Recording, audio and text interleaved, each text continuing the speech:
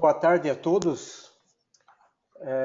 Eu gostaria de, neste momento, agradecer a presença de todos aqui na sala e estamos agora iniciando um novo webinar. Esse webinar que tem como tema Calagem em Café, a lenta evolução de uma prática dogmática, que será apresentado pelo nosso colega e amigo André Guarsoni, da Incaper do Espírito Santo. Lembrando aqui a todos que a missão do IPNI é desenvolver e promover informações científicas sobre o manejo responsável dos nutrientes das plantas para os benefícios da família. Antes de mais nada, eu queria somente lembrá-los que o IPNI estará desenvolvendo no mês de outubro, de 4 a 6, em Goiânia, o simpósio sobre agricultura de precisão como ferramenta para boas práticas para uso eficiente de fertilizantes. Da mesma forma, eu convido os senhores para, caso não tenha oportunidade de assistir todo o webinar ou tenha perdido algum webinar, né, em nossa página, nós listamos ali e apresentamos todos os webinars que são apresentados pelo nosso programa. Convido também a visitar nossa web página para que vocês tenham todas as informações necessárias sobre o IPNI e também outras instituições, né, como eventos, como as nossas publicações, né, os nossos webinars. Também temos aqui as nossas ferramentas agronômicas, como recomendação de adubação e calagem, DRIS, o balanço de nutrientes, como eu disse, as nossas publicações. Então, entrando aqui na palestra, eu gostaria de apresentar o nosso amigo André Guarsoni, que já há algum tempo tem nos ajudado em nossa missão. O André escreveu um artigo no jornal, foi palestrante no nosso evento de boas práticas em café, que foi realizado ano passado em Poços de Caldas, né? E esse ano ele está nos privilegiando com uma palestra. O Dr. André Guarsoni, ele é graduado em Engenharia Agronômica pela Universidade Federal de Viçosa, é mestre em fitotecnia na área de produção vegetal pela mesma universidade e seu doutorado também foi feito em Viçosa, em sovos e nutrição de plantas.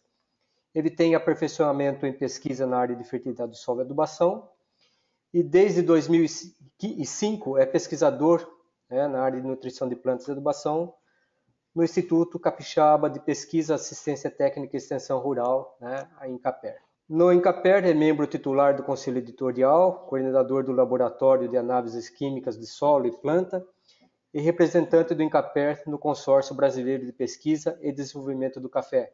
E, pela segunda vez, ele é secretário-geral do Núcleo Leste da Sociedade Brasileira de Ciência do Solo. O trabalho do Dr. André Guarsoni é direcionado para a fertilidade do solo, nutrição de plantas e adubação, com foco nos cafés arábica e conilon. Dentro do tema cafeicultura, possui 30 artigos impressos, publicados em revistas científicas, documentos técnicos e revistas magazines. É coautor de 2 livros e de 6 capítulos de livros sobre o tema, tendo publicado ainda 25 artigos em sites especializados em cafeicultura. Ele ministrou 21 cursos e minicursos sobre a adubação do cafeeiro em sites especializados em eventos presenciais e, como peculiaridade, ele é bisneto, neto e filho de cafeicultores, tendo plantado recentemente e com muita esperança sua própria lavoura de café. Esse é o nosso amigo André Guarsoni. Por favor, a palavra é sua e boa sorte aí para você. Pessoal, boa tarde, né? Eu gostaria de agradecer, primeiramente, a toda a equipe do IPNI, especialmente a pessoa do Walter Casarim, que nos conhecemos há pouco tempo, né? Considerando toda a vivência nossa, e já estabelecemos uma certa cordialidade, uma amizade cordial, né? Especialmente voltada para esses temas nossos de trabalho.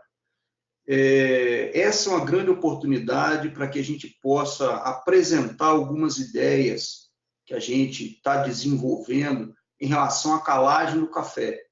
Tá? É uma prática que a gente considera aí de evolução lenta, né? E até dogmática. Vocês vão entender isso bem, esse tema que eu estou colocando na palestra, no decorrer da nossa apresentação. Quero parabenizar toda a equipe do IPNI por essa ferramenta, que é uma ferramenta excelente que nos permite uma grande abrangência, né? Que não seria possível em uma palestra simplesmente presencial, né? Então, com saudação a todos, vamos começar o nosso trabalho.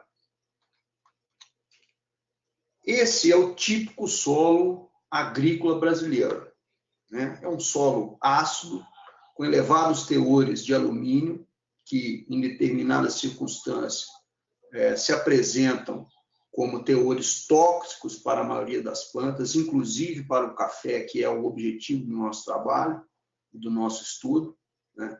Com baixos teores de cálcio, magnésio e potássio, que são aquelas bases que a gente trabalha. Então, esse é o típico solo. Apesar de quimicamente ser um solo, até certo ponto, considerado inadequado para a produção do café, para o plantio do café, certo? Ele apresenta características físicas que são interessantes, como boa profundidade, alguma porosidade. Então, o desenvolvimento, nesse caso aí, é muito mais limitado pelas características químicas do que pelas características físicas, né? Ele sendo adequado. No decreto aí, número 8.384, de dezembro de 2014, um produto corretivo é aquele conceituado da seguinte maneira: produto de natureza inorgânica, orgânica ou ambas, usado para melhorar as propriedades físicas, químicas e biológicas do solo, isoladas ou cumulativamente. Esse é o corretivo para o decreto. Por favor, não vamos confundir esse corretivo com o corretivo de acidez, que é o objetivo nosso de trabalho hoje. Esse corretivo da acidez, como o próprio nome já está dizendo, ele corrige a acidez, reduz a acidez do solo, elevando o seu pH. Com isso, neutraliza e reduz os teores tóxicos de alguns elementos, como alumínio, manganês. E, além disso tudo, ainda fornece cálcio e magnésio, que são dois nutrientes de planta. E, no caso do café, muito importantes. Com a aplicação de corretivo, que no nosso caso é o calcário, né? O calcário é o corretivo de acidez mais utilizado, mais barato, né? Não podemos dizer que é o padrão, que o padrão é o carbonato de cálcio, mas o calcário é formado por uma mistura de carbonato de cálcio e carbonato de magnésio. Então, o calcário é tipicamente também o corretivo de solo que a gente utiliza.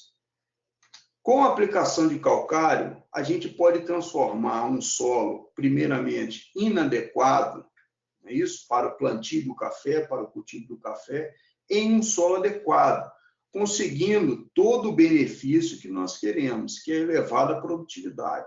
Obviamente, a aplicação apenas de calcário não é suficiente para que se atinja elevada produtividade, mas é a base de todo um trabalho a ser desenvolvido.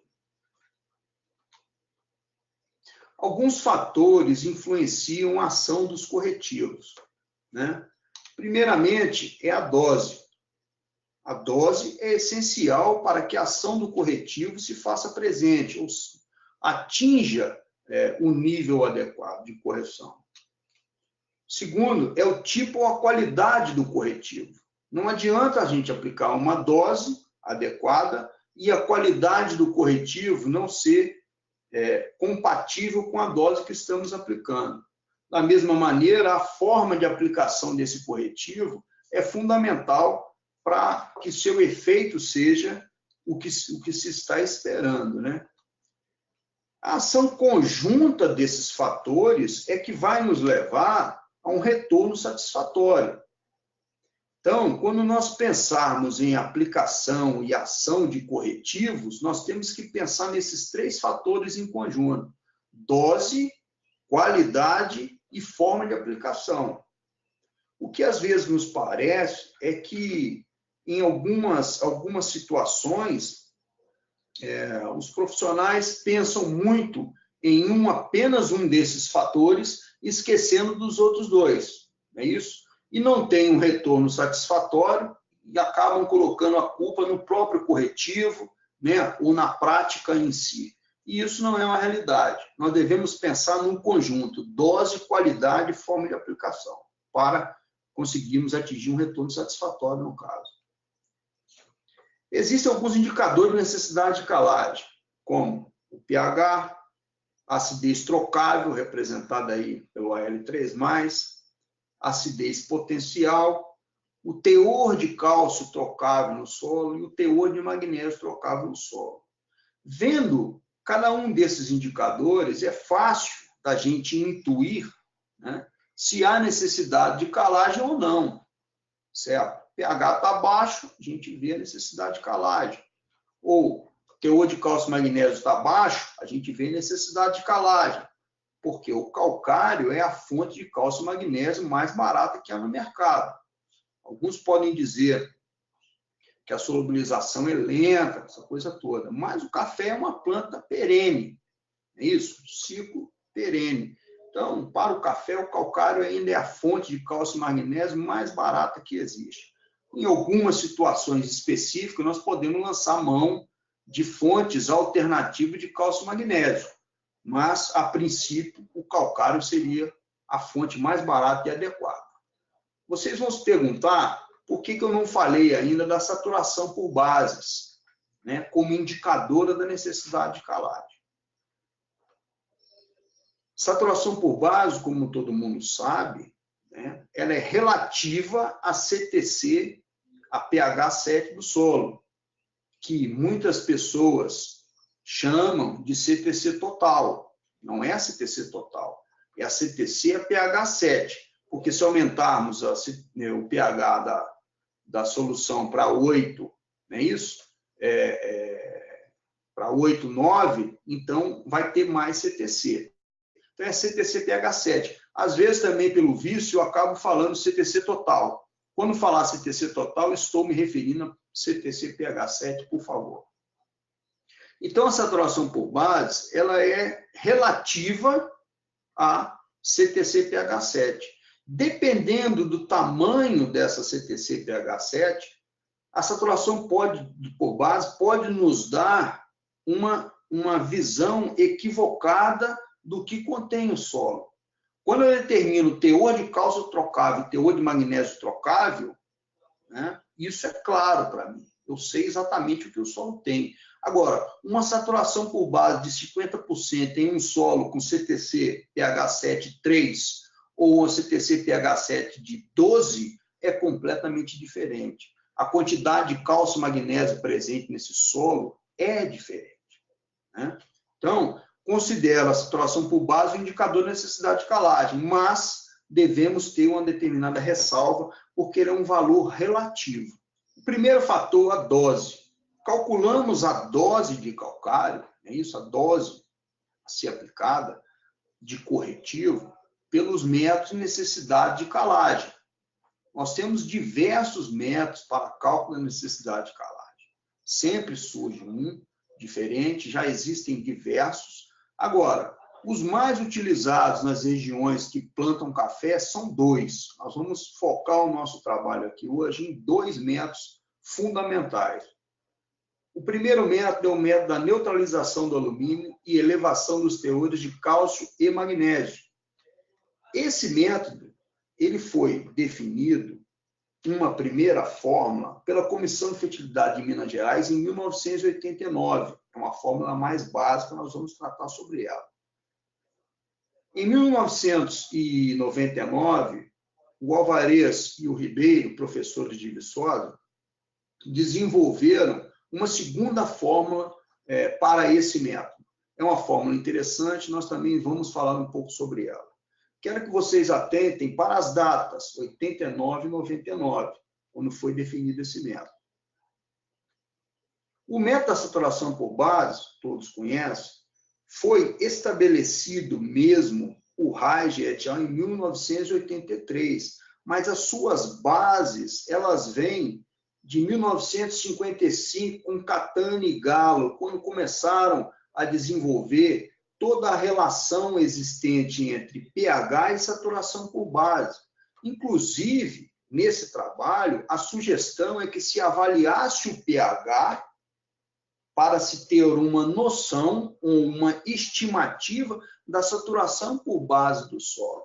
Não o contrário, é isso? O método da saturação por bases é o contrário. Funciona muito bem, mas nós também vamos discutir algumas coisas em relação a eles. Então, o que eu quero demonstrar aqui é o seguinte: os métodos funcionam muito bem, só que suas bases são muito antigas e a gente vem utilizando, né, os mesmos métodos, as mesmas fórmulas até hoje.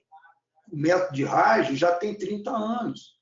O de Alvarez e Ribeiro já está chegando aí há 20 anos. Né? Então, nós temos que tentar evoluir. Né? Não podemos ficar parados. Está funcionando? Está. Mas nós podemos ser mais eficientes? Essa é a pergunta que eu faço. E é em cima dessa pergunta que eu quero desenvolver o trabalho hoje. É claro que para a dose de calcário final, a quantidade de calcário, nós temos que levar em consideração alguns outros fatores. Né? NC, a necessidade de calagem, quantidade de calcário em vermelhinho. Eu tenho que ter a superfície coberta, medido por 100, a profundidade efetiva de ação do calcário, dividido por 20, e o PRNT desse calcário. Né? Isso aqui é básico, todo mundo já sabe, todo mundo conhece, só para a gente reforçar sem nenhum problema. Agora, se a aplicação for em cova ou sulco, né, a gente já viu no campo diversas vezes a pessoa fazer o cálculo para a área total e dividir pelo número de covas e jogar dentro da cova. Né? Nós sabemos que a redução na dose deve ser compatível com o volume da cova ou do sulco. Né? Então, isso é bem definido, não há por que a gente discutir. O que eu tenho que discutir, o que me proponho a discutir, são as fórmulas em si que a gente utiliza para a necessidade de calagem. No método da neutralização do alumínio e elevação dos teores de cálcio e magnésio, mais utilizado em Minas Gerais, que é o maior produtor de café do Brasil, né? Então, devemos assumir que esse método é um método que funciona, porque ele gera uma produtividade adequada, gera produção. Né? Então, essa é a primeira fórmula lançada pela comissão. É isso? Y vezes alumínio, X menos cálcio mais magnésio trocado. O Y é um fator de correção relativo à capacidade tampão do solo. Né? Quanto maior a capacidade tampão do solo, maior o valor de Y, que vai levar a uma maior necessidade de calagem. Isso é óbvio. Então, essa fórmula tem duas frações. A primeira fração, ela visa neutralizar o alumínio. E na segunda fração, ela visa fornecer cálcio e magnésio para a planta, que é exatamente o objetivo da calagem, né, como um todo. O X, né, é a necessidade da planta em cálcio e magnésio. Cálcio mais magnésio. No caso do café, é 3,5 centimol de carga por decímetro cúbico. Né? Então, diminui pelo cálcio mais magnésio presente no solo, a gente sabe quanto deve ser aplicado de calcário para fornecer isso. Essa é a segunda fórmula que foi definida por Alvarez e Ribeiro, em 99. Né? Tem o mesmo princípio, uma fração da fórmula que visa neutralizar o alumínio e uma fração que visa corrigir ou fornecer cálcio e magnésio para a planta.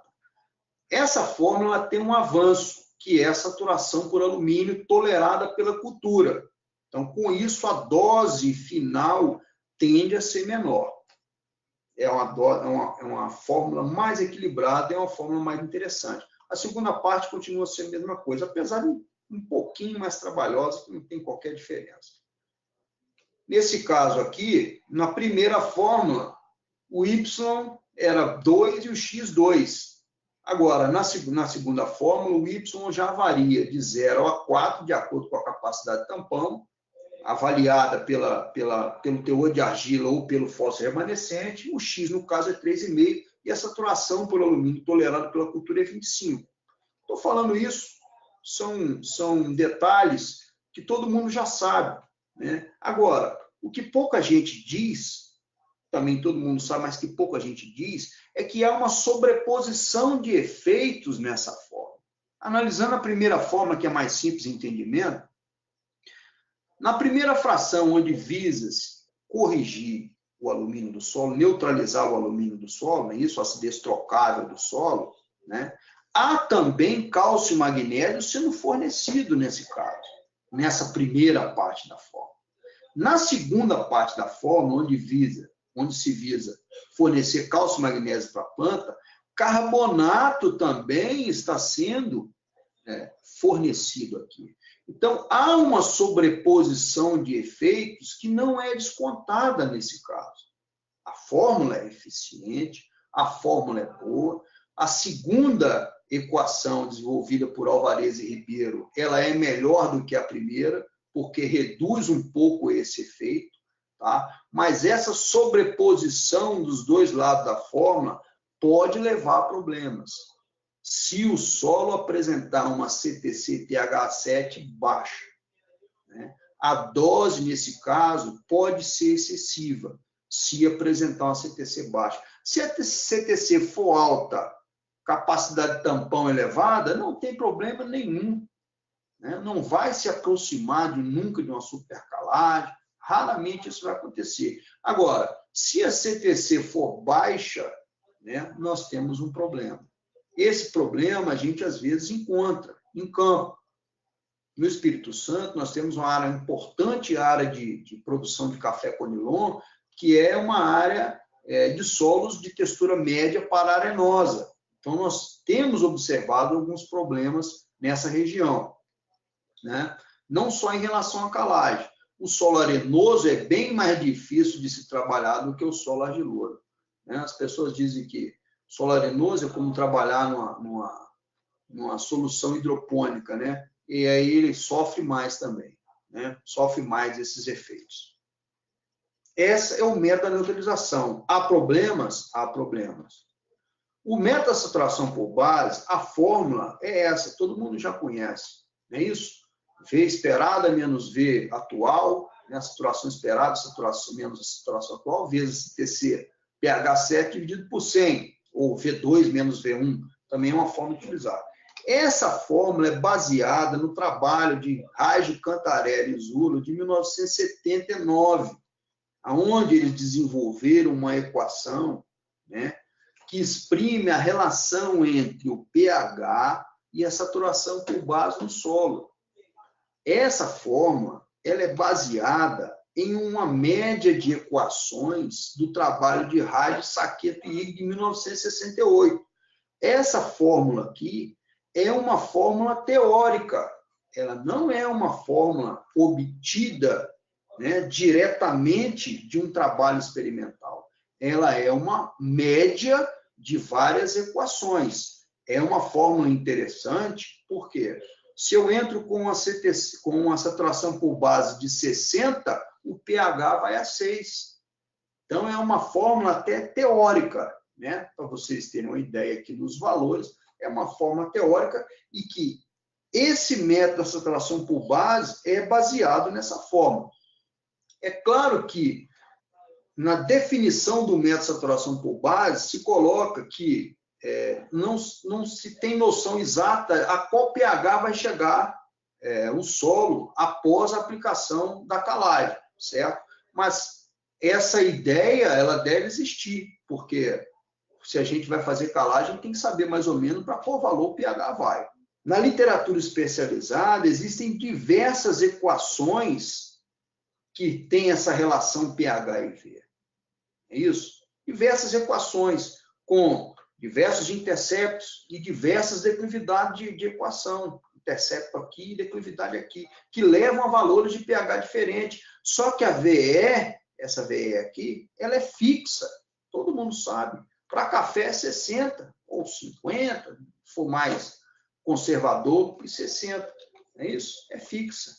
Esse valor fixo pode levar a diferentes valores de pH ou diferentes teores de cálcio e magnésio no solo. Nós sabemos disso. Isso tudo depende de quê? Da CTC pH 7, que vai gerar problemas. Então, novamente, para CTC considerada boa, é isso? Média a boa, o método é excelente, vai ficar redondinho. Agora, para CTC baixa, ele vai gerar problemas, especialmente em relação a não fornecer cálcio e magnésio na quantidade adequada. CTC fixa, então, tem dúvidas. Como hipótese, não é isso? A minha proposta de trabalho é utilizar a CTC variável. Essa CTC variável de acordo com a CTC pH 7 do solo. Por isso, na prática, a gente tem visto diversos cafeicultores utilizando em solos arenosos um plus na calagem, né? Um acréscimo na calagem.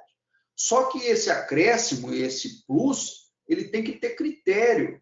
A gente não pode simplesmente pegar, eu vou jogar um plus aí de, sei lá, 1 tonelada, 2 toneladas, mas eu tenho que utilizar critério. Eles estão conseguindo aumentar a produtividade? Sim.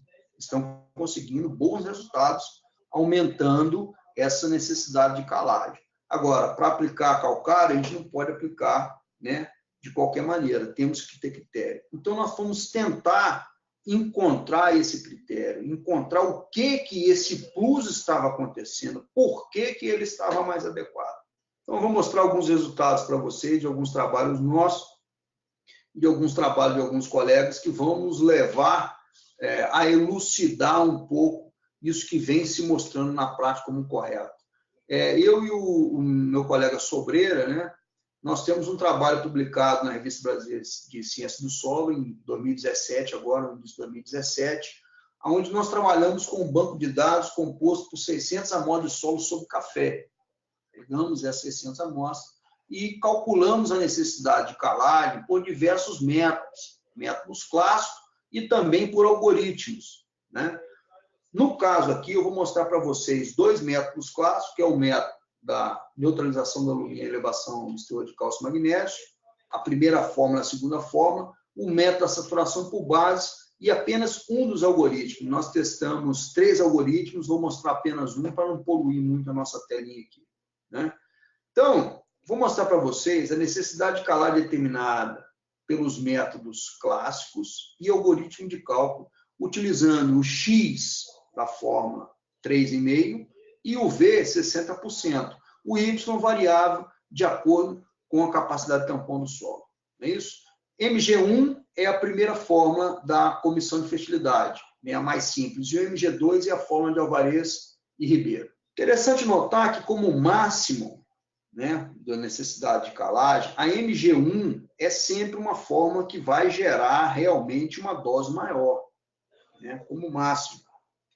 Inclusive, na média, ela também gerou uma dose máxima. Tá? A dose maior aqui, desculpa, a dose maior, ela foi gerada pela MG1. Isso aqui tudo teve análise estatística, mas não apresenta, né? Eu sugiro que leiam um artigo que é interessante. A saturação por bases, ela apresentou aqui, em média, uma dose menor, né? O algoritmo 3 foi a dose máxima igual à saturação por base, mas, em média, uma dose mais elevada. Como variação, a saturação por base foi que apresentou maior variação na quantidade estimada de calcário, a necessidade de calagem, e o algoritmo 3 foi que apresentou menor variabilidade. Nós fizemos depois a frequência de distribuição da necessidade de calagem de acordo com a necessidade da planta em cálcio e magnésio e algumas características do solo. Nesse caso, nós temos a porcentagem de recomendações onde a necessidade de calagem foi menor do que a necessidade da planta em cálcio e magnésio, X menos cálcio mais magnésio. Não é o X, 3,5. É X menos cálcio mais magnésio. Ou seja, em 73%, 74% das necessidades de calagem calculada, é isso? A saturação por base não iria suprir a planta adequadamente com cálcio e magnésio. Minas Gerais 1 e 2, em todas as oportunidades, iriam fornecer cálcio e magnésio para a planta, de forma suficiente, porque o X menos cálcio mais magnésio está na fórmula de Minas Gerais. O algoritmo 3, em 18% dos casos, não iria suprir a planta com cálcio e magnésio, de forma eficiente. Entre o que a planta necessita e o máximo, que é o X, é isso? Minas Gerais, aqui 1 e 2, estariam com a grande parte nessa região, o algoritmo T 77 e saturação por base pouquinho. Acima de X, ou seja, acima de 3,5 ou igual a 3,5, Minas Gerais 1 e 2 ainda teriam alguma quantidade, não é isso? E saturação por base, o algoritmo 3, apenas com 5%. Agora, o mais interessante é enxergar isso aqui. Considerando todas as recomendações das 600 amostras, tanto saturação por base quanto o algoritmo 3 ficariam abaixo de H mais AL do solo. A necessidade de calagem seria menor do que o H mais AL do solo, ou menor ou igual ao H mais AL do solo. Ou seja, a possibilidade de gerar supercalagem, nesse caso, não seria grande, né? Possibilidade de gerar supercalagem seria pequena. Agora, Minas Gerais 1 e 2, 78% e 80%. Temos aí 20% de chance, nos dois casos aproximadamente, né, de ser gerada uma supercalagem, tá? Utilizando as duas fórmulas de Minas Gerais. Necessidade de calagem maior que H mais AL, menor que a CTC pH, menor ou igual a CTC pH 7, 13. E aqui, 8 e 7, né, para os dois. Então, veja, por apresentar baixíssima possibilidade de gerar supercalagem, uma boa quantidade de calcário que irá fornecer cálcio e magnésio para a planta, isso, 77, 17, e apenas, né, não teria, 17% dos casos, 18% dos casos não iria fornecer cálcio e magnésio para a planta, nós consideramos o algoritmo 3 superior às demais formas de cálculo, né? Por que a saturação por bases ela não foi tão eficiente assim para fornecer cálcio e magnésio para a planta? Porque a CTC pH 7 foi baixa, né, na média de todos os solos. Apesar da gente ter solo com 17 centimol de cabo decímetro cúbico, nós também tivemos solo com 0,79. Então, a média, nesse caso aí, foi pequena, né? A mediana de 4,8. Então, por isso, o método da neutralização, da saturação por base, não forneceu cálcio e magnésio de forma eficiente para a planta. E também o método de Minas Gerais, neutralização do alumínio, elevação do cálcio e magnésio, em muitas situações, recomendou uma quantidade de calcário superior àquela que seria adequada, podendo gerar uma supercalagem. Nesse caso, o algoritmo 3 é esse aí, ó. É o método da saturação por base com garantia de suprimento de cálcio e magnésio. Pode parecer difícil, mas é bem simples a sua colocação. Primeiro, você calcula a necessidade de calagem pelo método de saturação por base, gerando a dose D1. Compara essa dose D1 com a necessidade da planta em cálcio e magnésio, que é X menos cálcio mais magnésio.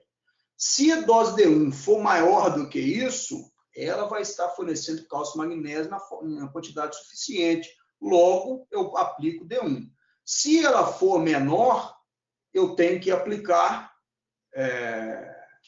o X menos cálcio mais magnésio em tonelada por hectare, para fornecer uma quantidade de calcário suficiente para suprir as plantas, a dose D2.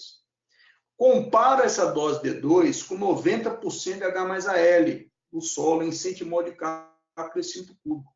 Se essa dose D2 for menor do que 90% do H mais AL, a possibilidade de gerar supercalagem é baixíssima, então eu tenho que aplicar essa dose. Se ela for maior, a possibilidade de gerar supercalagem é grande, então eu tenho que aplicar o valor de H mais AL, 90% da H mais AL, em tonelada por hectare, com uma minha necessidade de calagem. É simples, não é difícil, né? Agora, eu posso ficar devendo cálcio e magnésio para a planta, caso não aplique a dose D2. Nesse caso, eu faço um parcelamento aplicando localizadamente o calcário, definindo a dose da seguinte maneira: D4, que seria a dose a ser aplicada localizadamente, seria a dose D2 menos a dose D3. Esse é o único caso onde eu vejo o parcelamento de calcário, de aplicação de calcário, como fundamental. Nós temos também um artigo que está sendo publicado agora na revista Coffee Science, já está no prelo, já está saindo, onde eu trabalho com 592 amostras de solo sobre café, não é isso? E calcula a correlação linear de pH com a saturação por base para 3 grupos de solo: solo com CTC baixo, solo com CTC pH 7 média e solo com CTC boa, não é isso? Com essas equações, eu calculo a saturação por base que levariam aos valores adequados de pH para o cafeeiro. E depois eu comparo, né, essas recomendações com a necessidade da planta em cálcio e magnésio. Novamente, como a gente já viu no primeiro artigo, X menos cálcio mais magnésio. As equações foram essas aí, ó, que foram selecionadas, para classe baixa, média e boa, né? Isso aqui já era esperado. O intercepto sendo maior para a classe de T baixa, o intercepto sendo médio para a classe média, o intercepto menor para a classe média, para a classe CTC pH 7 boa. Por quê? Solos mais ácidos, solos com maior valor de CTC mais argilosos, a gente subentende que ele tenha um valor de pH menor. Por isso aqui está menor, né? Então, também a declividade da classe boa, CTC boa, ela é uma declividade maior do que na classe baixa, 2 vezes maior, porque o solo com mais argiloso, o solo com a classe CTC pH 7 classificado como boa, não é isso? Ele responde melhor à calagem do que um solo com CTC baixo. Nós calculamos, então, as equações e temos aqui o pH ideal para o café, que está entre 5,8 e 6. Né? O que está em vermelho são as nossas equações, que nós definimos no trabalho. O trabalho de Silva ele tem uma equação para solos com CTC baixo. No trabalho de Correia, CTC média. E no trabalho de Reich et al. É aquela fórmula teórica, é isso que nós apresentamos acima, né? Então, vamos avaliar o que aconteceu. Para solos com CTC classificado como baixa, valores de V mais altos estão associados a valores considerados ideais para o café, valor de pH ideais para o café, é isso? Quero ressaltar como a nossa equação tem bastante similaridade com a equação de Silva, para solo de T baixa. T média, mesma coisa, tem bastante relação com o trabalho de Correia. Mas reparem bem que para T média, os valores aqui já são menores do que aqui. E no caso da CTC classificada como boa, no trabalho de Reich et al., né, aquela fórmula, são bem menores. Quero ressaltar que Reich et al. Apresentaram uma equação teórica e nós conseguimos encontrar praticamente aquela equação por meio de um trabalho de indução com o banco de dados. A partir desse resultado, a gente pode ver o seguinte: para solos classificados com CTC pH 7 como baixa, a gente sugere uma saturação por base esperada de 90%, solos com T média 70% e boa 60%. Né? Ah, mas isso aqui vai levar a uma extrapolação do pH? Não vai porque a relação é diferente entre os tipos de solo. Né? Agora, nós calculamos as necessidades de calagem com o que elas estão predispondo e o que a planta necessita de cálcio e magnésio, certo? O máximo nesse caso, mesmo modificando a saturação em 90%, 70%, 60%, para os solos com classificação baixa de T, 3,8 toneladas por hectare, média 5,7 e CTC boa 8 toneladas por hectare. Então, a nossa hipótese, a nossa constatação é que V, né, a saturação por base e pH, são, na verdade, variáveis dependentes da calagem, né, e não o pH dependente da saturação por base. Porque a saturação por base em si não eleva pH. O que eleva pH é a hidroxila, que é fornecida pela calagem, certo? Então, vejam, para a mediana também, ó, sempre maior para solo com CTC considerada como boa. Utilizando mesmo saturação por base esperada de 90%, nós obtivemos aqui o seguinte, que apenas em 29% dos casos iria suprir a planta adequadamente com cálcio e magnésio. Na média, CTC média, 65%. E em 100% só quando a CTC for boa, classificada como boa, né? O método da saturação por base ele é definido para solos com CTC, pH 7, classificada como boa. Ele é muito eficiente. Quando você começa, né, a reduzir a CTC do solo, trabalhar com solo textura média para arenosa, você começa a ter problemas. E foi isso que a gente mostrou, né? Nesse caso, o parcelamento da calagem, aplicando depois uma segunda parcela de forma localizada para fornecer cálcio e magnésio, nos parece uma coisa bem adequada. O limite aqui foi 3,8 centimol de carro por decímetro cúbico. Abaixo disso, mesmo aplicando VL 90%, nós tivemos problema. E na CTC média, 5,1. Abaixo disso, o método de saturação por base não iria fornecer cálcio e magnésio para a planta em quantidade suficiente. Pode-se dizer que o valor 3,5, né, não é bem definido, pode variar, alguma coisa dessa natureza, mas menos de 3, nós temos que concordar que não vai ser mesmo, certo? Então, é uma estimativa bem adequada. Agora, vamos falar um pouquinho do tipo de qualidade de corretivo. Eu vou andar um pouco mais, porque isso aqui todo mundo já compreende, já sabe. Então, calcários tem um calcário calcinado, virgem, não é isso? E essa legislação para garantia mínima dele de poder neutralizante, soma de óxido e PRNT. Aqui temos uma classificaçãozinha do calcário, está um pouco em desuso, mas é dolomítico mesmo, maior que 12% e menor, né? São calcários não dolomíticos, não é isso? Quanto ao PRNT, nós temos os 4 grupos A, B, C, D, considerando o PRNT do calcário. PRNT para legislação é conceituado da seguinte maneira: conteúdo neutralizantes contidos em um corretivo de acidez, expresso em equivalente carbonato de cálcio puro, que reagirá com o solo no prazo de 3 meses. Isso é a legislação. PRNT é o poder neutralizante vezes a reatividade do calcário dividido por 100. Poder neutralizante, conceituado, capacidade potencial total de bases neutralizantes contidos em corretivo de acidez, expresso equivalente, carbonato puro, determinado diretamente por neutralização com ácido clorídrico. Reatividade, valor que expressa o percentual do corretivo que reage no solo no prazo de 3 meses. Por que eu estou lendo esses conceitos, estou, né, sendo específico em cima desses conceitos? Porque nós vamos questionar esses conceitos um pouco à frente. Então, tem que deixar bem claro isso. Reatividade do calcário se calcula por essa forma, não vou entrar em detalhes. Para a legislação, 100% do calcário deve passar na peneira número 10, 70% na peneira número 20, 50% na peneira de número 50.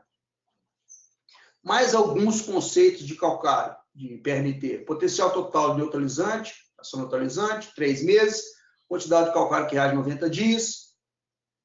E aí tem que dizer o seguinte: conhecimento do PRNT permite apenas uma avaliação quantitativa da reatividade no corretivo em um período máximo de 3 meses, não identificando, no entanto, seu efeito residual. O efeito residual é o PN menos o PRNT, Temos 3 calcários aqui.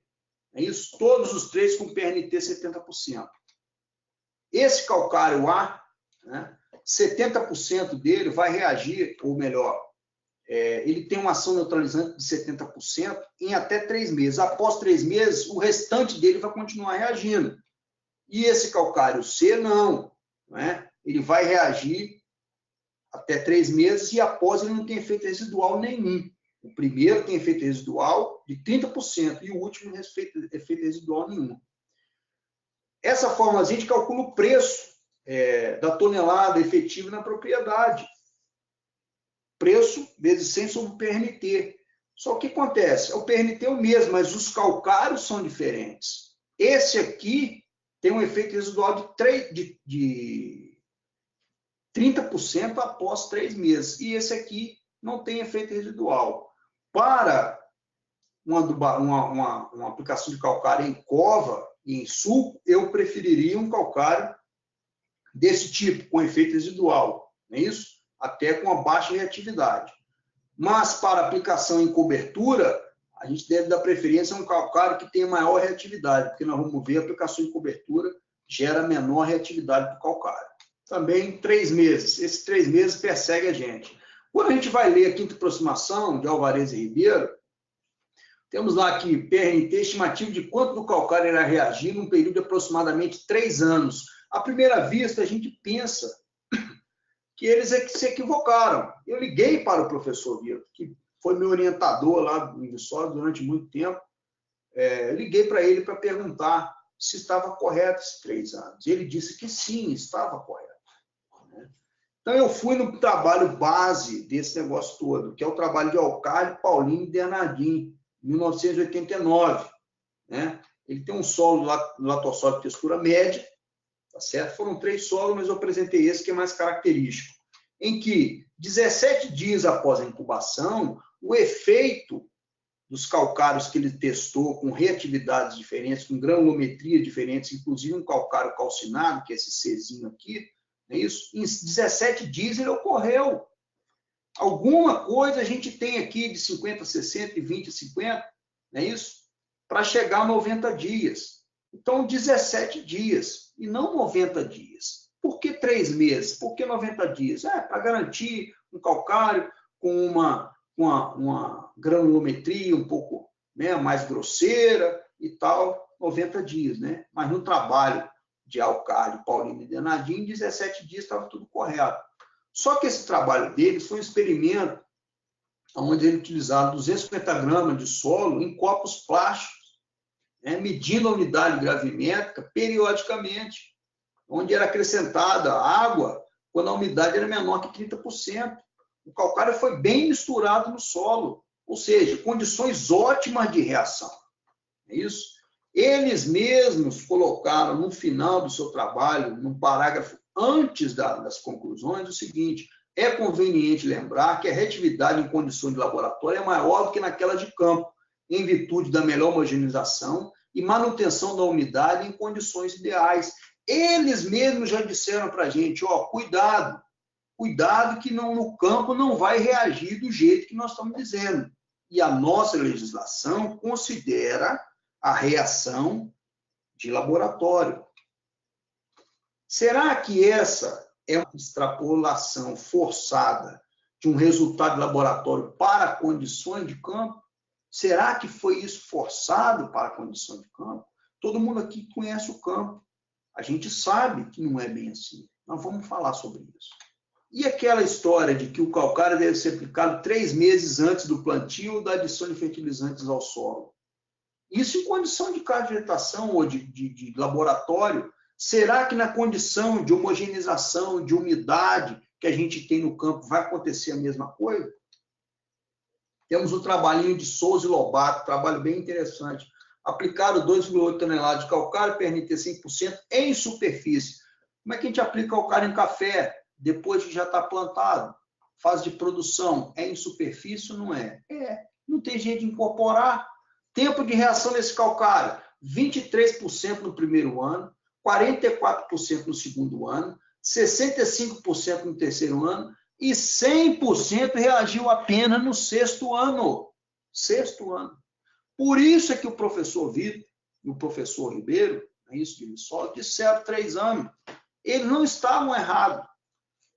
Basta você definir exatamente para que tipo de aplicação você está recomendando isso aí. É isso? O PRNT, certo?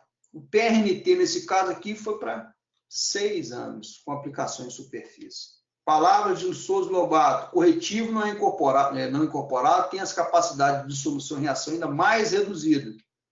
Doses menores podem favorecer dissolução e reação do calcário. Portanto, a aplicação em cobertura, certo? Nós devemos aplicar doses menores anualmente. Nós temos aí uma linha, o pessoal trabalhando uma linha, de aumentar as doses, de aplicar doses elevadas em cobertura, para que haja um efeito do calcário em subsuperfície. Eu não sei. A mim parece que necessita de mais resultados, né? A princípio, o que a gente vê, tanto na prática quanto em alguns trabalhos, é isso. Que a aplicação de doses menores anualmente pode levar a uma maior efetividade do calcário, especialmente porque, nesse caso, nós vamos corrigir uma camada superficial, né? E fornecer cálcio magnésio. Não vejo necessidade de aplicação de doses elevadas, tá certo? Para mim, a aplicação de doses menores, onde vai haver reação do calcário e anualmente, é muito mais adequado, baseado sempre no cálculo da necessidade de calagem. No trabalho de Carmo, ele comparou alguns calcários aí, o caudolomito, o calcário comum e esse famigerado calcário líquido, não é isso? Então, nós temos aqui o losango, a caudolomita, um quadradinho, o calcário comum e a bolinha, o calcário líquido, né? Só que o que ele fez? Ele, nesse caso, foi em vasos, 90 dias, mas ele corrigiu a dose pelo PRNT do calcário. Ou seja, para a caudolomita ele aplicou menos e para o calcário comum ele aplicou mais. No final das contas, o resultado foi muito próximo. É claro que, por ser uma equação, não é isso? E por ter escala, a gente parece aqui que é uma coisa grande, mas não é. É uma coisa que não é lá grandes coisas. 5,8, 5,9 para 6, não tem muita diferença. Aqui no finalzinho aqui tem um pouquinho de diferença, mas também 6,1 para 6,4 não tem grande diferença. De uma caudolomita para o calcário comum, quando você corrige o PRNT. É isso? Se você não corrige o PRNT, nós vamos cair no caso de Veloso. Laboratório, é isso? Novamente em vasos. Ele aplicou aí 3 doses, né, de calcário calcinado, dolomítico, escória e gesso. O que ele observou? Ele poderia ter feito uma regressãozinha aqui, mas com 3 doses também não dá, mas tudo certo. O calcinado, quanto maior a dose, maior o pH. Até extrapolando demais, não é isso? Claro, não levando em consideração o PRNT. Aqui no dolomítico, a mesma coisa. Na escória também. E no gesso, obviamente, sem nenhuma resposta, porque o gesso não eleva o pH do solo, né? Não fornece OH-, então não eleva o pH do solo. Ele não corrigiu a dose pelo PRNT. Logo, o que aconteceu com a comparação dos calcários? 25 dias após a incubação, calcário calcinado, obviamente, pH maior do que o dolomítico, aqui igual a escória, e gesso não. 50 dias calcinado mais, dolomítico depois, escória e gesso. 75 dias a mesma coisa. O que importa aqui é o seguinte, com o tempo não aumentou o pH do solo. Por quê? Já era uma incubação em vaso. Incubação em vaso, né? A gente já mostrou, é bem homogeneizado, com água suficiente, então reage bastante. A forma de aplicação do calcário. Temos aqui o trabalho de Silva, latossolo muito argiloso, visando elevar a saturação por bases para 60 em café. É isso, plantio de café. SC é sem calcário, CI é calcário incorporado a 20 centímetros, CS, calcário aplicado em superfície, e CIG, calcário incorporado mais gesso. Nós temos aqui o valor de pH de acordo com a forma de aplicação do calcário antes do plantio de café. Ele fez 4 amostragens, uma no 5º mês, uma no 9º mês, 17º mês e no 35º mês. No 5º mês, não é isso? O calcário incorporado e o calcário incorporado mais gesso apresentou um pH maior do que o calcário em superfície. Ambos apresentaram maior do que o sem calagem, né? Isso aí nem tem conversa, né? No 9º mês, na segunda amostragem, tá? Ainda o calcário incorporado gerou um pH maior do que o superfície e agora o calcário incorporado mais o gesso. Nesse caso aqui, o calcário em superfície apresentou um pH igual ao sem calagem, né? Só que no 17º mês, as coisas já se inverteram. O calcário em superfície apresentou o mesmo pH do que o calcário incorporado e o calcário incorporado em superfície, o calcário incorporado mais gesso, né? Todos os 3 maiores do que o calcário em superfície. Aqui no 21º mês, ele fez uma segunda calagem, calculando também pela saturação por base, levar a saturação por base para 60%. Nesse caso, tá, o pH aumentou um pouco mais e todos os 3 foram iguais e maiores do que o sem calagem. Isso em 0 a 10 centímetros. De 10 a 20, ó, foram iguais,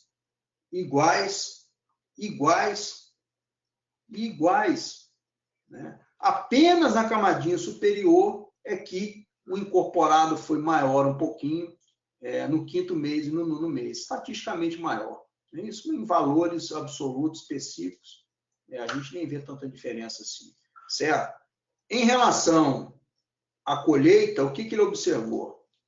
Na primeira colheita, o calcário incorporado e o calcário incorporado mais gesso produziram mais do que o calcário em superfície sem calagem, né? Já na segunda colheita, eles foram iguais e apenas o calcário em superfície foi maior do que o sem calagem.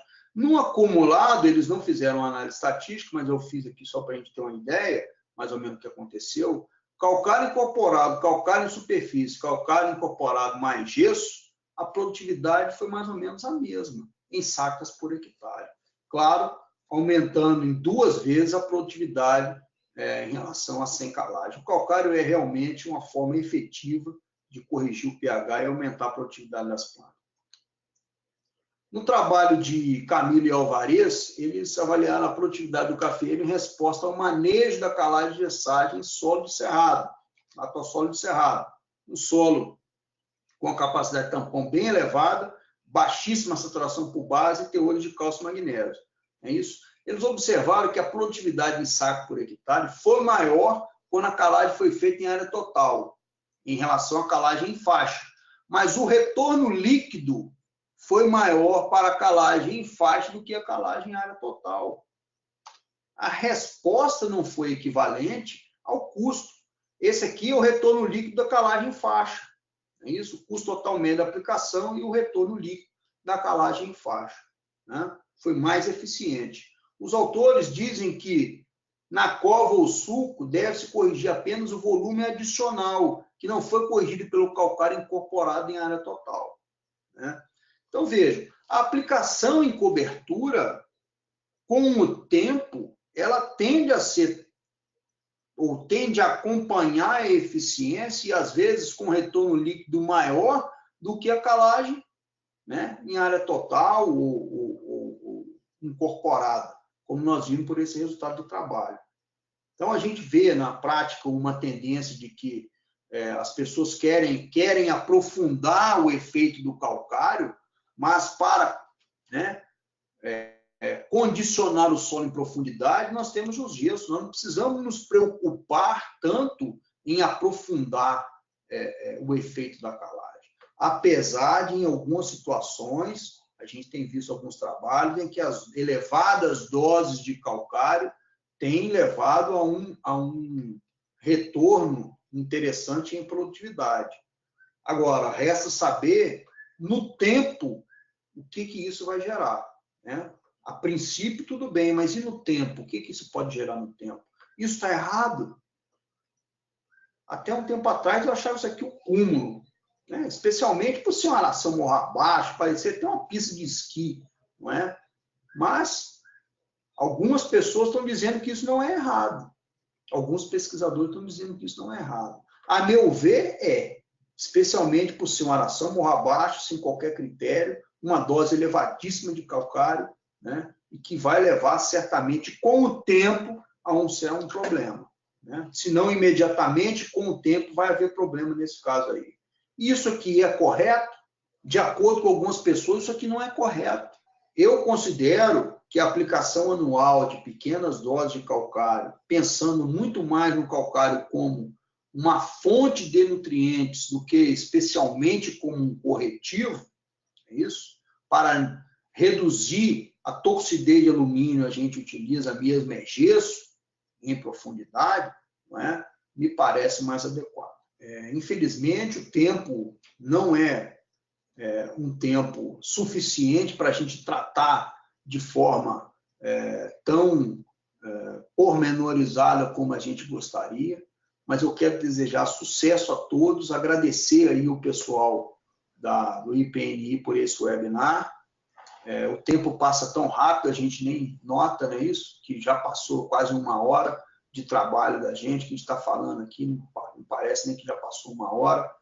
E quero dizer que o INCAPé é um instituto onde se congrega a pesquisa e a extensão, então a gente trabalha muito com extensionistas, sempre discutindo e pegando informações e direcionando o nosso trabalho de pesquisa para a demanda do nosso público-alvo, que é o agricultor, não é? E quero dizer também que, ao final aí de 2016, já chegando em 2017, em dezembro, eu lancei um livro chamado Reflexões sobre Nutrição e Adubação no Cafeeiro. É um trabalho que tem aí 23 capítulos e 167 páginas. Ele é uma coletânea de artigos publicados sobre o tema, em sites de cafeicultura, que tiveram os artigos que tiveram a melhor avaliação e foram mais comentados, e é um trabalho que foi publicado na editora Prismas. Se alguém tiver interesse em adquirir, basta digitar o título no Google, que vai aparecer a página lá de venda da editora Prismas e tudo certo, tá? No mais, agradeço a todos a atenção e estamos agora, Walter, à disposição para responder as perguntas, tá? Muito obrigado e até a próxima. Muito obrigado você, André. Excelente apresentação. Bom, com o passar do horário, eu vou selecionar aqui algumas perguntas. Tá bem. Aqui está assim, ó. O que pode ser considerado uma CTC baixa ou alta? Pode nos dar os valores? Eu acredito que isso foi dado, né? Que a baixa foi passado, está lá. Baixa está abaixo de 4,3. É a classificação da quinta aproximação, tá certo? De Minas Gerais. 4,3 é considerado baixo. Ela foi feita antes de você apresentar aqueles dados, né? Mas é 4,3, a média é de 4,3, 8,6. Né? Então é isso. A outra pergunta foi avaliada a dinâmica da matéria orgânica com essas doses de calcário? Não, dentro do meu trabalho não, porque o meu trabalho é um trabalho que foi realizado em banco de dados, não é isso? O agricultor levou o seu solo para o laboratório e em cima desse solo a gente avaliou. Nós não avaliamos a dinâmica. Agora, no nosso entendimento, é claro que se você aumenta a dose de calcário, né, inclusive um solo que já tem uma CTC mais baixa, a matéria orgânica ali vai ser mais consumida, obviamente, certo? Isso aí é básico, todo mundo, né, já compreende. O que a gente pensa é que, se você não aplicar o calcário numa dose um pouco mais alta, é isso? Relativamente mais alta, né? Porque nós vimos aí que ela não é mais alta, né? Ela continua sendo mais baixa do que uma CTC boa, só uma CTC boa, mas relativamente mais alta, porque a gente pressupõe uma aplicação de uma saturação por base maior, é isso, 80%, 90%, você vai consumir mais matéria orgânica. Só que o que nós também, aqui não deu tempo, nós focamos apenas em calagem, a recomendação é que a gente faça sempre também uma adubação orgânica, não é isso? Adubação com material orgânico, além do adubo mineral, ou até com o que tem sido muito utilizado ultimamente, que é o organomineral, não é? Alguns são interessantes, são muito bons, outros nem tanto, tem mais marketing e tal. Mas a gente nunca deixa de aplicar matéria orgânica, porque eleva a CTC, né? E com a elevação da CTC, melhora. Agora, que ela vai ser mais consumida com a aplicação de calcário, vai, né? Isso não há dúvida. Agora, ela não vai chegar a ser extinta, não é isso? A matéria orgânica, ela também não chega a ser consumida, mas nem tanto, tá certo? Então, tem um prejuízozinho, mas, por outro lado, tem um fator muito importante que a gente considera de fornecimento de cálcio e magnésio para a planta. Perfeito. Ok. Uma outra pergunta é assim, comparando as fórmulas de necessidade de calagem e o algoritmo proposto, há divergências suficientes para sua adoção, visto a baixa precisão de aplicação por parte dos profissionais implementos? Aí me põe um exemplo aqui, aplicar de 1,3 toneladas por hectare, sendo que muitos implementos regulam-se, eu acho que aqui para 1,5 toneladas, né? Ok, eu entendi a pergunta. O que acontece é o seguinte, eu concordo com o colega que perguntou isso, na prática eu também tenho café, né? Também estou plantando café. Na prática, a gente não tem muito como fazer essas dosagens muito exatas, tá certo? O equipamento, o implemento, o próprio pessoa que está aplicando o manual, você, né, coloca um balde, vai aplicando aquele negócio de qualquer jeito. Então, veja, isso é uma questão prática. Agora, o critério, é isso, a gente imagina que no futuro a aplicação, a parte prática, a gente consiga acompanhar os critérios de adequação das fórmulas, né? Porque senão também a gente não precisa nem fazer cálculo, é só jogar lá e pronto. É isso, tem uma média mais ou menos, joga lá e pronto. Agora, nós trabalhamos com critério. Se a gente não consegue acertar na prática aquela dose, é uma coisa, né? Mas a gente não pode também abandonar o critério e dizer, olha, na prática eu não consigo aplicar isso, então vamos abandonar o critério, certo? A diferença não é grande, viram aí pelos valores apresentados, e muitas vezes ela desaparece numa aplicação prática. Mas o que me deixa tranquilo em relação a esse trabalho é que nós estamos revendo os critérios, né? Se na prática a gente ainda não consegue aplicar uma dose tão refinada ou de forma tão precisa ou exata, no caso, em relação à dose que é recomendada, é uma questão de evolução tecnológica, não é isso? Mas o critério de recomendação a gente já está antecipando a essa evolução, especialmente para a gente poder ter uma evolução tecnológica, né? Porque, por isso que eu digo que é dogmática. Uma vez que na prática a gente não tem um rebatimento, as coisas ficaram estacionadas, ficaram paradas em cima de fórmulas ou de ideias que já estão aí há 30 anos, certo? Nós temos que evoluir, especialmente para criar demanda sobre o avanço tecnológico lá na prática. Tá certo? É o meu pensamento. Mas eu concordo com o colega, que às vezes a gente fica refinando e chega lá na prática não tem jeito, né? Mas a esperança é que um dia a gente consiga, certo? Perfeito. Bom, aqui tem uma outra pergunta. Bom, eu dou preferência em não citar o nome de quem conta, tá? Mas ele aqui parabeniza pela sua bela explanação. Por favor, poderia comentar sobre o uso de calcário dolomíticos calcinados em café, levando em consideração sua maior solubilidade e de ser uma base mais forte que o calcário?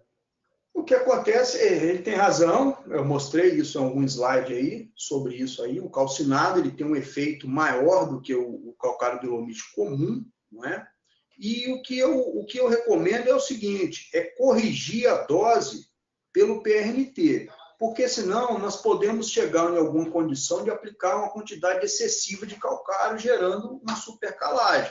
Eu até mostrei num trabalho, não lembro exatamente, em que o pH chegou a 8, utilizando o calcinado, certo? Então, é um pH bastante elevado. pH 6,8, 6,9, 6,7, para mim, 6,5 já é bastante excessivo para o café, certo? Então, já é demais. Então, eu sugiro, eu gosto até de um calcário de reatividade maior para aplicação em cobertura, certo? Porque nós vimos aí que a aplicação em cobertura reduz a reatividade do calcário. Então, nós temos que aplicar um mais reativo. Agora, nós temos que tomar cuidado com a dose. Se aplicarmos uma dose muito elevada, pode levar a um processo de supercalagem, aí, elevação exagerada do pH, que com todas as suas consequências sobre disponibilidade de micronutrientes, volatilização de amônia, toda essa problemática que envolve aí, tá? Espero ter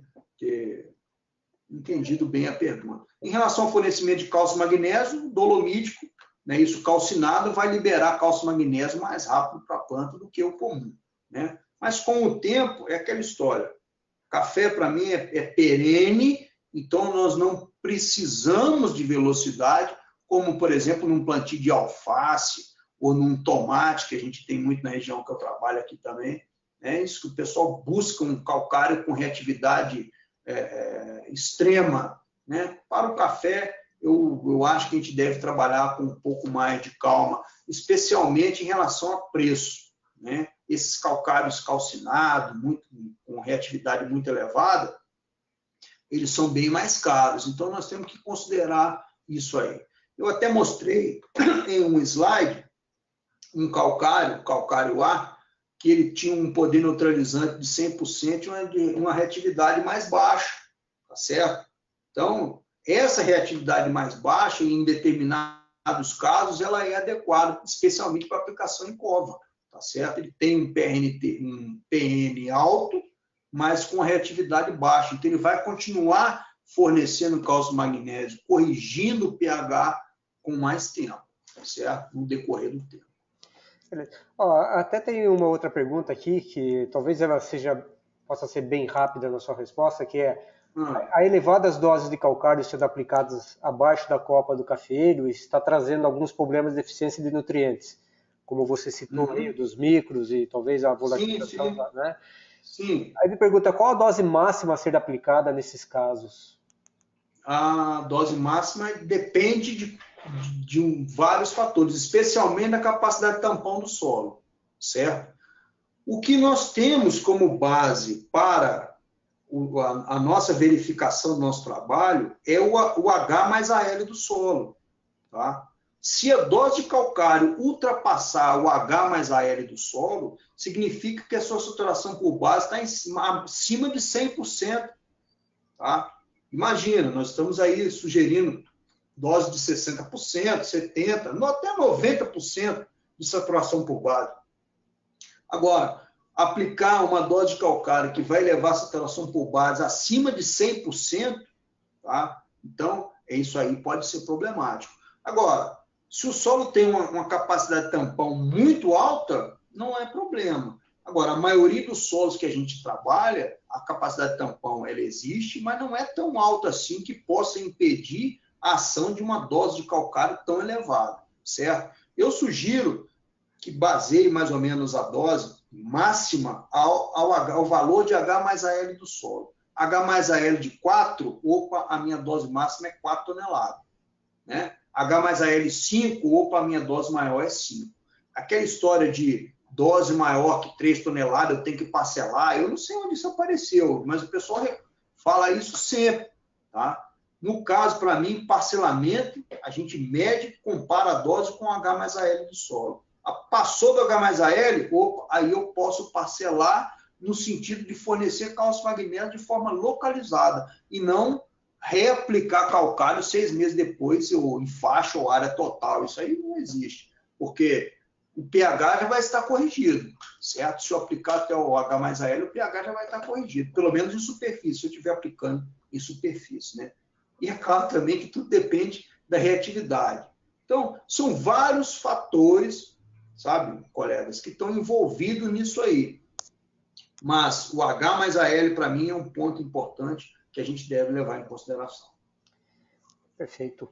Eu vou fazer... Tem duas perguntas que estão indo, assim, mais ou menos no mesmo sentido. Aliás, uma delas está vindo do outro lado do mundo, de um colega da Austrália.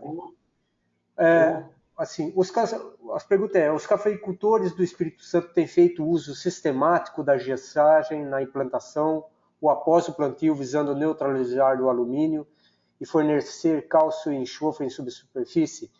E aí eu adiciono essa outra pergunta: qual a sua opinião sobre a irrigação branca? Eu não gosto muito desse termo, irrigação branca, mas é o termo usado. A supergessagem aí, né? Tudo bem. Bom, ok. As perguntas muito adequadas. Nós estamos falando de calcário, mas o calcário, para mim, ele anda de mão dadas aí com o gesso, não é isso? Porque calcário em superfície, a gente pode até pensar em algum aprofundamento, com aplicação de doses maiores e tal, mas o que é móvel no solo mesmo é o gesso, né? Então, veja, o agricultor, o cafeicultor no Espírito Santo, ele não usa o gesso porque ele não tem logística. O gesso não chega no Espírito Santo.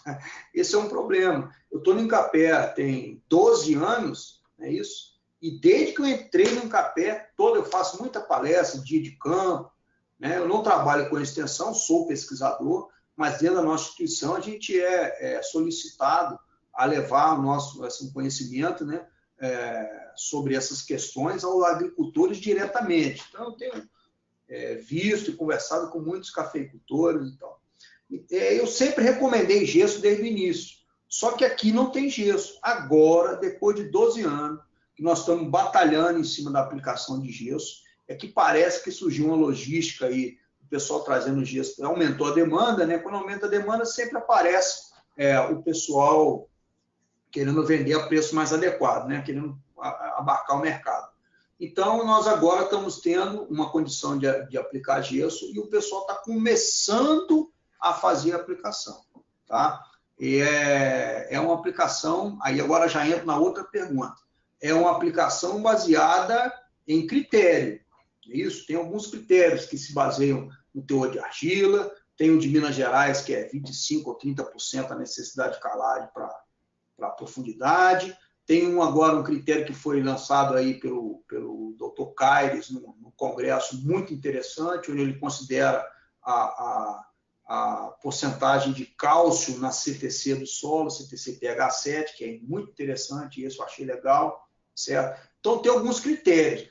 Essa coisa de aplicar gesso, né, em elevadas doses, é a mesma coisa de calcário, sem critério, tá? Eu sou contra.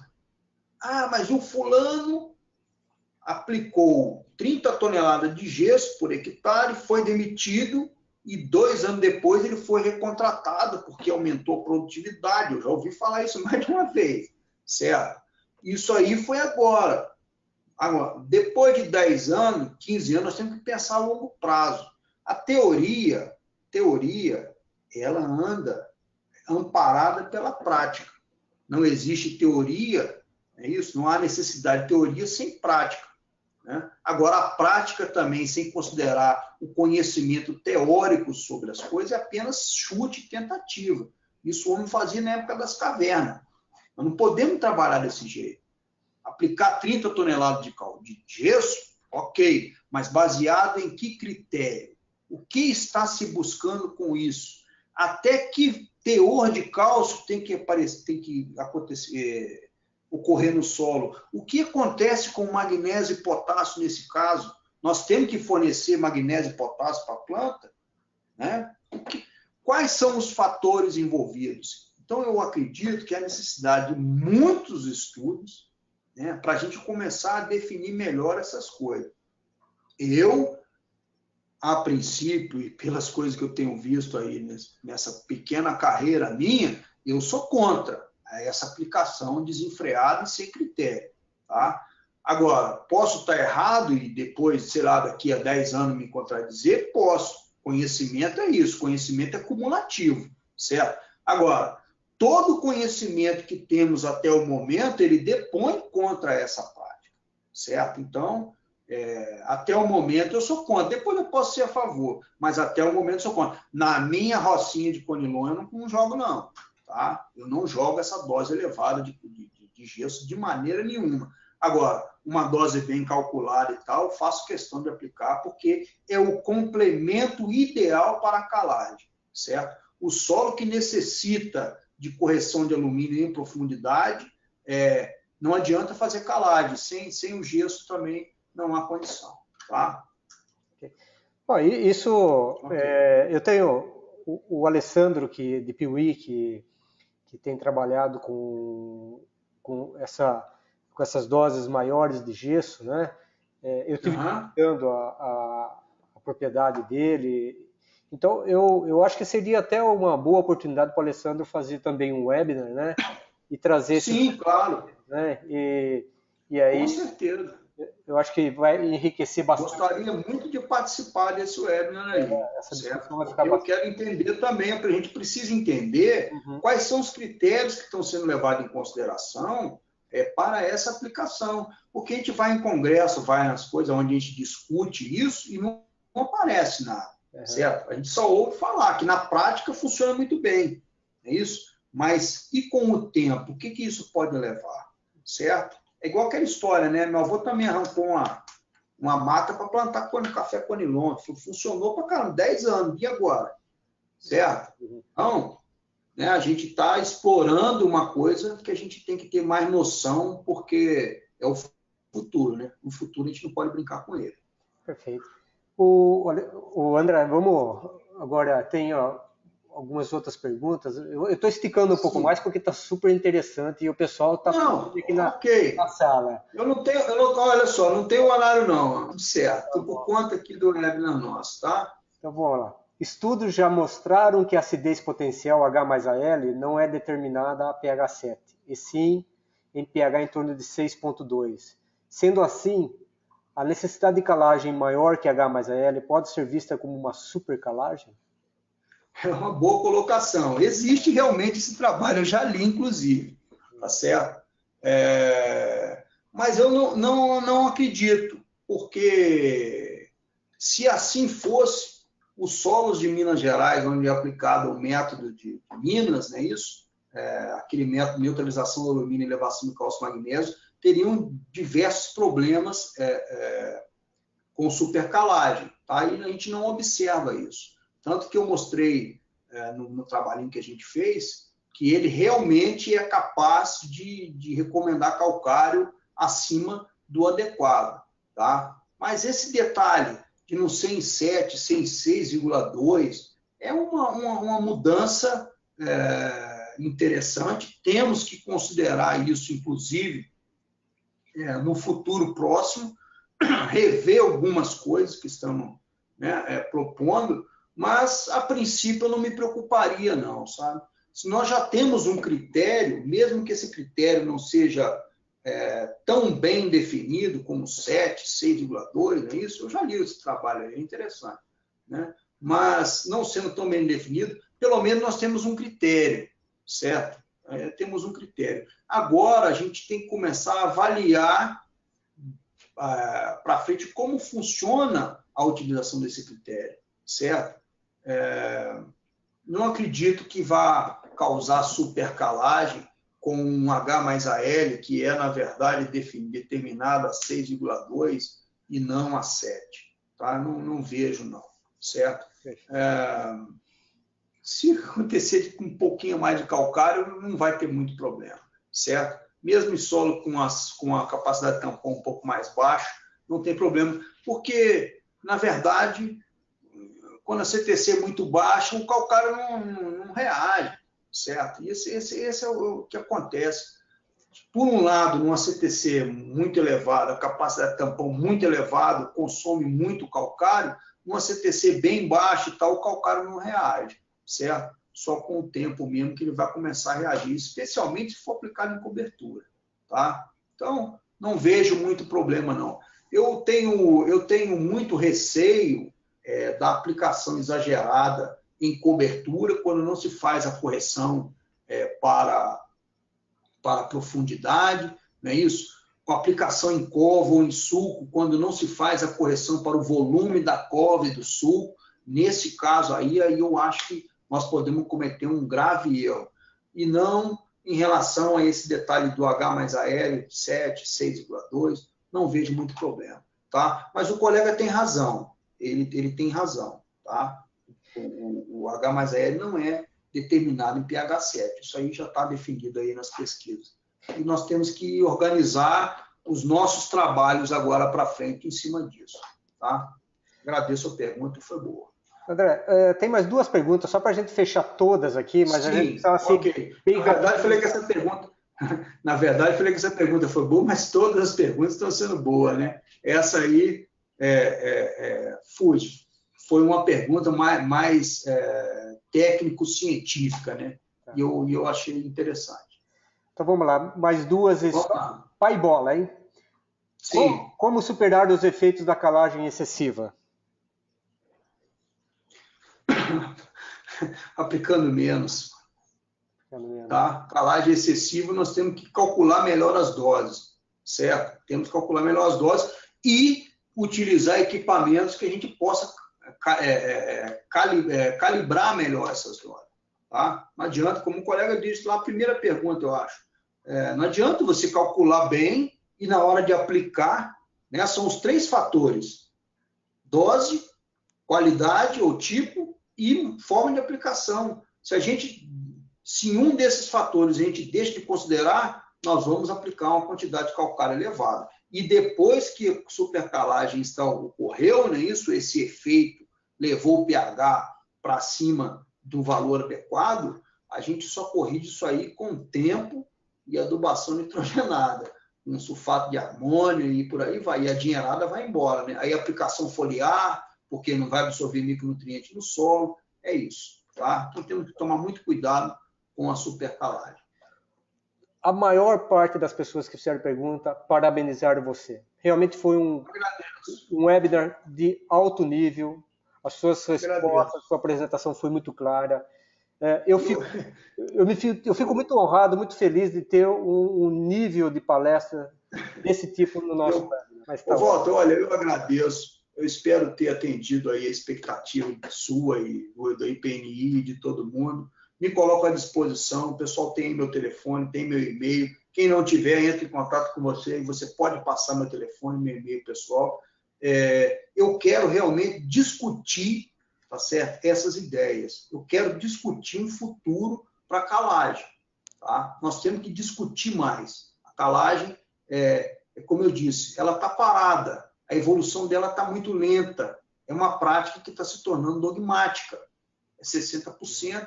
X 3,5, Y2 e acabou, tá certo? Nós temos que ver mais o futuro. E me coloco à disposição para discutir, para trocar ideia, tá certo? Com os colegas aí, pesquisadores, cafeicultores, de qualquer jeito que a gente quiser. Tá bom? Ok. Te agradeço, viu, Walter? Foi excelente. Obrigado a você. Bom, eu só lembro a todos que estão nos ouvindo que de 4 a 6 de outubro nós vamos ter o nosso evento de agricultura de precisão em Goiânia. E aqueles que tiverem interesse, aqui está o site para fazer a inscrição. Se não, no mais, eu quero agradecer muito e muito obrigado, uma boa noite para todos e até breve. Tchau. Tchau, Walter. Tchau, pessoal. Um abraço.